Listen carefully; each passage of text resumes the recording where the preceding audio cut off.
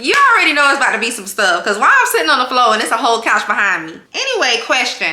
Do y'all want to hear story time? Welcome to Unfiltered and Unbothered, the series where I give it to you real, raw, and relatable. So sit down. Grab a snack and pick up the phone. This is a FaceTime call between me and you.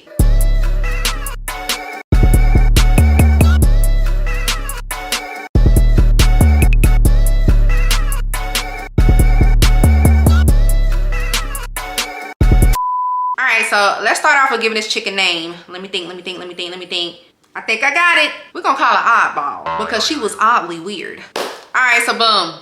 Let's talk about the time my coworker randomly started acting funny. And I'm not talking slightly distance. I mean full on dodging me in the hallways, not liking posts. Energy shifts so loud, you could hear it before she even walked in. Now what's wild is, Oddball didn't just work with me at this job. Oh no. We worked at some other different companies together. We used to have conversations, support each other's businesses. She would leave comments under my YouTube videos. And she even followed me on every platform she had, including her business page. So naturally, I thought we was cool. Let's get to the backstory. The first job we had, that job was before 2020. So years before COVID. And since then, life did me. And within those years with me not seeing her other than just social media, I grew my channel, I secured sponsorships, I moved cities and states, I lost my dad, I became a mom, and just evolved. Like a lot of good, hard, and unexpected things happened. But through it all, I still showed love. Anytime I was back home and her business was open, out of everybody who had the same business as her, I still chose to support her, always. Now the part where we met again at the other job, let me just say this first.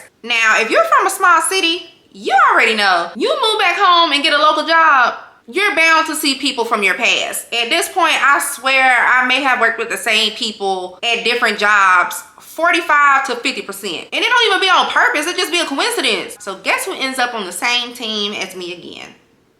Oddball. And when I was introduced to the team, she dapped me up in front of everybody on some homie type stuff. Like it was gonna be just like old times. So we didn't sit next to each other, but we would always speak whenever we crossed paths. Talked in the break room, during company events, just regular co-worker type energy. I even remember having a casual conversation with her on why I took a break from YouTube. So just with me telling her those bits and pieces of what was going on in my personal life, I just felt that I could open up to her because I felt she was relatable too. She was going through her own stuff. And if you know me, I'm one of the most relatable people you could ever meet. Your dog died, I had a dog to die too. You been broke before? I've had my share of that too. Your man cheated on you. Well girl, let me tell you about how I caught this nigga lacking. Like I'm that friend I lived. Now the only thing I haven't done is gone to jail. I'm a retired crash out. I almost went to jail, but I never got booked. Now let's get into her switch up. Her whole vibe flipped. At first, I brushed it off. I'm gonna leave it alone. I don't know what people dealing with outside of work, so I'm gonna give her some space. But that one day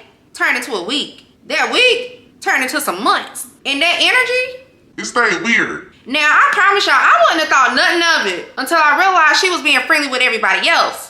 All that hee ha ha was going towards other people at the job, but when it came to me, I was getting the cold shoulder. And y'all already know, if you ever tuned into my other story times, you should know Keonna Jae is a peeper. I peep everything. I can peep fakeness from a mile away. When I feel you're acting funny towards me, that don't go unnoticed. So at this point, I'm like, you sure this ain't personal? Because it's giving secret animosity. I was even telling my guy friend that used to work there, like, I'm thinking about confronting her to see what's up, like, what's really the issue. But that's when he stopped me like, nah, let her be. It's clear she's miserable. And y'all, that's when it clicked. That's exactly what it is. Because I know for a fact, I ain't been nothing but nice to that girl. During our holiday Secret Santa, I ended up picking her name anonymously. And I went over the budget. Got her practically everything she asked for. Even went the extra mile to where if this store ain't had it, I drove to the next one. Plus, I gifted something to her that will support her business. That's just how thoughtful I am. So, of course, when the day comes, everybody exchanging gifts right in front of the team. And that just builds up the fun in it. We get to see who had who and what that person ended up giving you. Everybody but her. Y'all know she took my gift straight to the car. Got people in there looking like, are you gonna open it? And I'm like, dang. Because I was really ready to see her eyes glow once she saw what I got her. Like, don't make me look bad now, because I did my thing with that one. Now you got it awkward for me because everybody coming up to my desk after the fact asking me, so what did you get Oddball? That was crazy she didn't open it. All my response could be was, man, I don't know.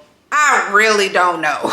Then tell me why when I'm headed to lunch, why I see her going through the gifts with the door open in the backseat of her car. And she was digging deep. I'm talking about in it. I'm talking about in it. Like, girl, you could have did that in front of everybody. Now you outside looking like you scrambling for loose change. Anywho, let's get to the part where her petty behavior starts to show on full display. After that, I started noticing all the petty stuff. I'd be laughing with another coworker. I hear her from across the wall huffing and puffing. It's like she couldn't stand seeing our teammates talk to me. She even had one of our teammates who used to have conversations with me stop talking to me out of nowhere too. It was giving very much high school drama. Like, if you my friend, then you could be my friend, but you can't talk to her. But it's crazy because when Oddball was absent from work, that same monkey see, monkey do type chick all of a sudden wanted to start having conversations with me again. Like, the girls were so fake, bruh. It was ridiculous. But besides from her feeling some type of way when coworkers would talk to me, some other petty behaviors this girl would do. If she see me going to the elevator, she'll take the stairs. If I was coming out the bathroom, she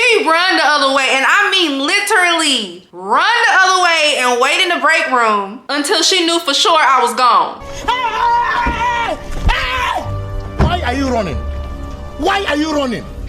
Like, girl, I can see you. What is wrong with you? With your childish, weird tail. It was obvious at that point my presence was bothering her. And to this day, I still don't know why. I mean, is it the outfits? Is it because I come in here with a different purse every day? Yep. That my hair is done every 2 weeks? Yeah. That I got the car that I told you I was working towards? Yes. That people liked me? Yes. Is it because you hear me talking about furthering my education on the floor? Because you know this job isn't the end goal for me?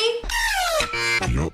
Or could it be the simple fact that I walk into work smiling and get love from other teams, including our boss that I won't even have to kiss up to? Yeah, I'd like to solve the puzzle. All right, go ahead. Yep. That's it, yeah. Like, literally, everything she might have hated was me just being me. I'm the same offline and online, and she knew that. It was getting to the point like, why are you mad? There are even times where she would remove herself from chats that our supervisor required us to be in. I never understood that. Because if you end up missing something important, then what? Don't be looking for me asking questions, because I'm gonna act lost with you. And if it's the job that got you acting bitter like that, which I know it wasn't, because again, you were all up in everybody else's faces, but act strange when it started coming to me all of a sudden. But let's just say if it was the job that had you acting bitter like that, then maybe you need to find another one. Fast forward to another petty moment. One day she randomly messaged me on Teams.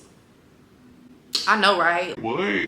The freak you want. She sends me a chat to ask, Hi, did you mean to call my account number 123456? mind you, it was literally an accident. We were given an Excel list of accounts we had to call every day. All of our names were on the same spreadsheet, as well as the account numbers. And I remember our extensions being so identical to where when people did have to transfer a line, they would get us both confused. So after I read that message, I started to leave her on red. And I thought long and hard too. But I decided to keep it cute and short. And I responded back, hey, no. Because if I would have said yes, what you was gonna do?